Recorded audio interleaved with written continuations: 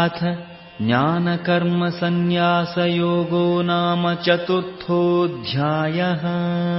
एवं ज्ञात्वा कृतं कर्म पूर्वैरपि मुमुक्षुभिः कुरु कर्मैव तस्मात् त्वं पूर्वैः पूर्वतरं कृतम्। एवं ज्ञात्वा कृतं कर्म पूर्वैरपि मुमुक्षुभिः कुरु कर्मैव तस्मात् त्वं पूर्वैः पूर्वतरं कृतम्।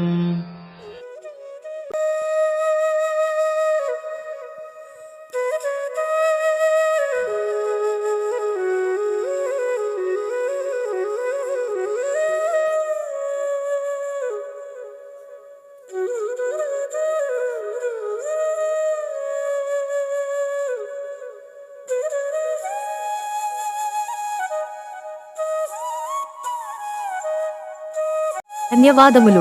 మన ఈ సనాతన హిందువు యూట్యూబ్ ఛానల్ రోజు ఒక భగవద్గీత శ్లోకం నేర్చుకుందాం అనే సిరీస్ ను మీరందరూ ఆదరించి సనాతన హిందువు ఛానల్ ను సబ్స్క్రైబ్ మరియు షేర్ చేస్తారని మనవి.